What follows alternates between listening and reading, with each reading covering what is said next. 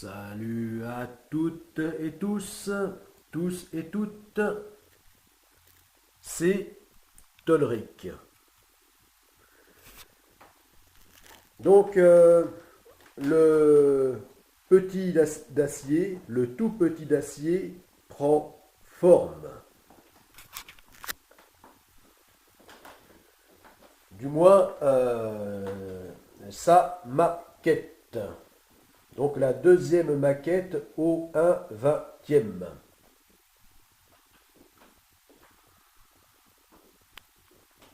La première maquette au 1/20e étant celle-ci, que j'ai réalisée il y a près de 20 ans. Lorsque j'avais reçu les plans du véritable voilier.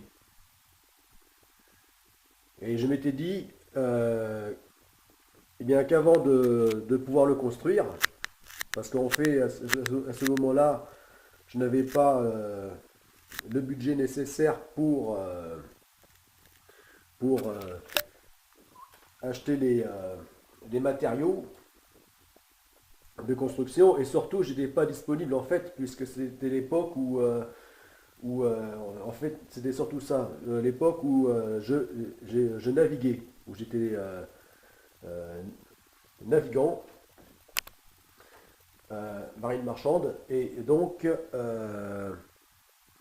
je n'avais surtout pas de disponibilité pour pouvoir me mettre à sa construction.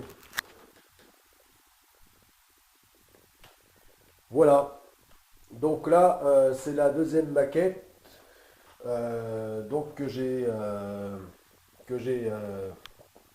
commencé l'an dernier, donc beaucoup plus récente, et qui, contrairement à l'ancienne, euh, eh bien, n'a pas d'intérieur. On ne peut pas voir l'intérieur.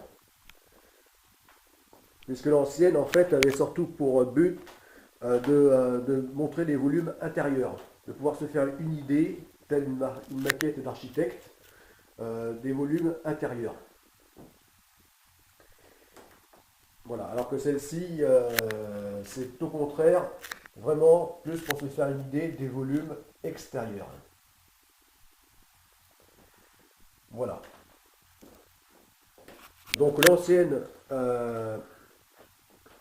donc à l'intérieur, est en version dériveur intégral, puisqu'on voit son puits, et à l'extérieur, eh bien,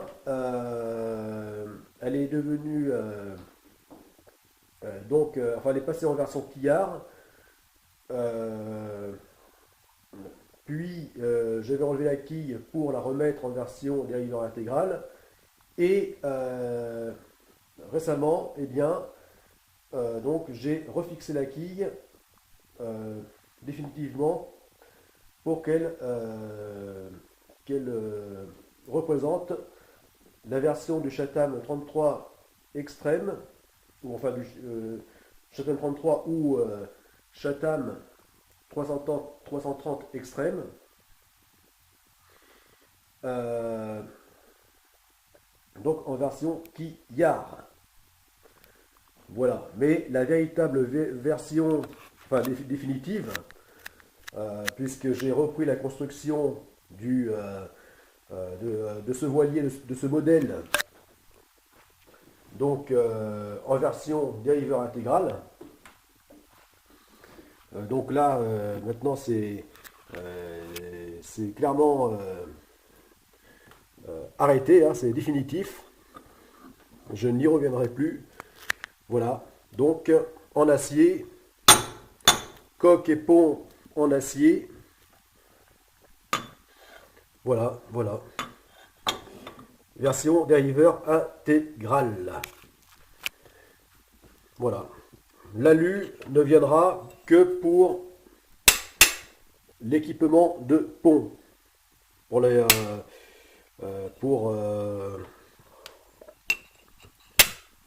certaines superstructures.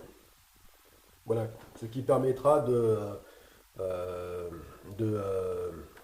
d'éviter de trop mettre de poids, surtout dans les hauteurs, ce qui sera d'un grand intérêt pour la version driver intégrale, qui plus est, ayant donc le centre de gravité moins bas que dans la version Quillard. Voilà. Donc, il pouvait ressembler donc à la version Quillard, mais finalement, il ressemblera à cette version, la version driver intégrale.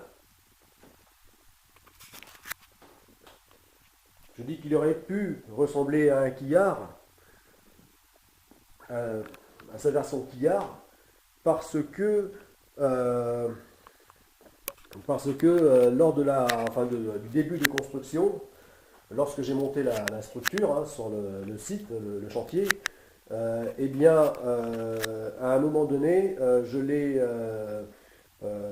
monté en tant que dans sa version Quillard, ce qui m'a amené à faire quelques modifications de structure pour finalement revenir à la version driver intégrale.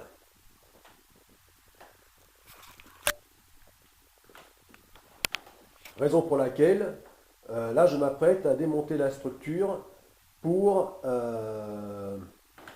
la remettre en mode driver intégral.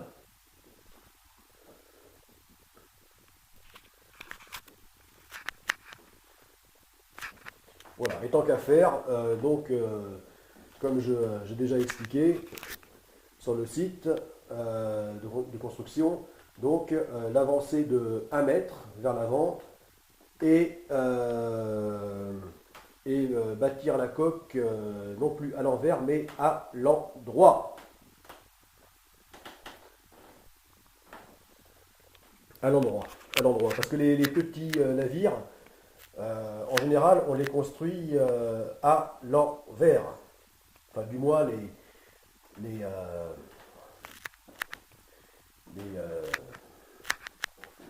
tout petits navires. Voilà, tels que les voiliers, jusqu'à des longueurs de 20-25 mètres, en général, se construisent à l'envers.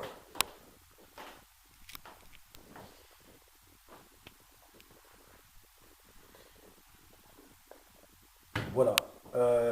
Mais plus rarement, ils peuvent se construire à l'endroit, à la manière donc des grands navires. Parce qu'évidemment, ce sont les grands navires que l'on bâtit à l'endroit. Même si par élément de grands blocs de préfabrication, puisque dans les grands chantiers, maintenant, depuis longtemps déjà, on les construit par bloc, process qui permet des constructions beaucoup plus efficaces et rapides. Eh bien, donc ces blocs, eux, peuvent parfois être construits à l'envers, certains blocs. Mais les grands navires, évidemment, donc les blocs sont montés pour former la coque à l'endroit. Voilà, donc pour des raisons pratiques, donc en général, les petits navires sont construits coque à l'envers. Voilà, c'est pour ça que j'avais commencé euh, donc à le construire à l'envers, mais pour des raisons bon, que je ne vais pas développer ici, finalement, enfin, vu mon contexte, eh bien, en fin de compte, il est plus pratique pour moi de le construire à l'endroit. Voilà.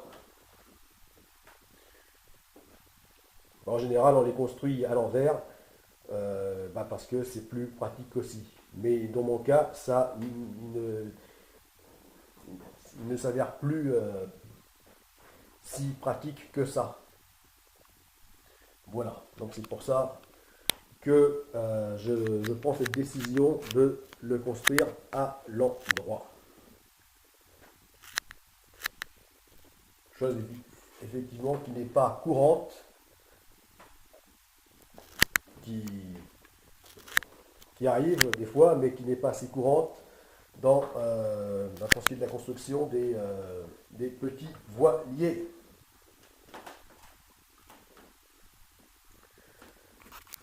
Voilà, donc, eh bien, donc la maquette du petit voilier océanique Godessark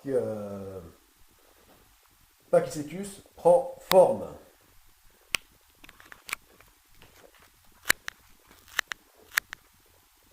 À défaut du véritable qui prend forme, mais là ça ne va pas tarder,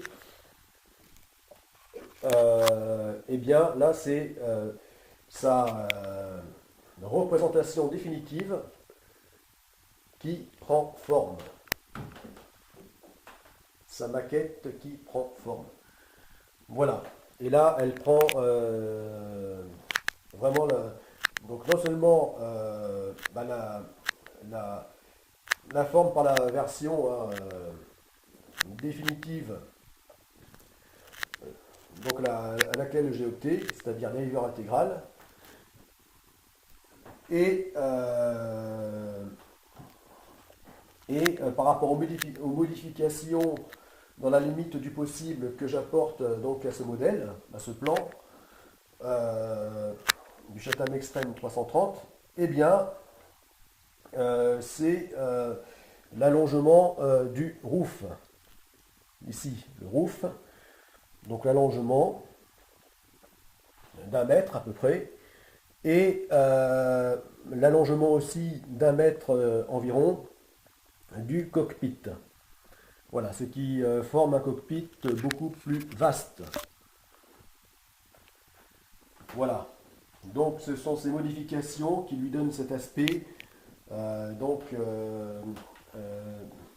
peu différent des plans d'origine, même si tout de suite on reconnaît bien sûr le Chatham Extreme 330 du premier coup d'œil, puisque les lignes générales évidemment ne sont pas modifiées.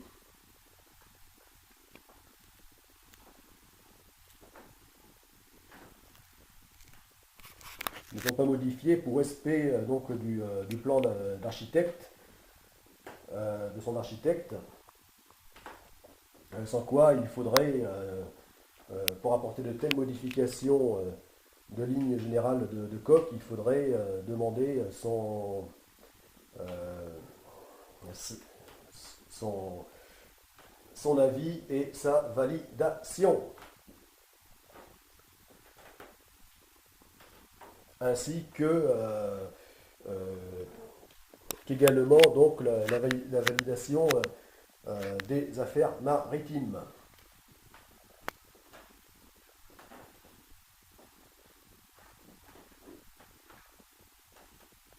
De l'administration maritime. Donc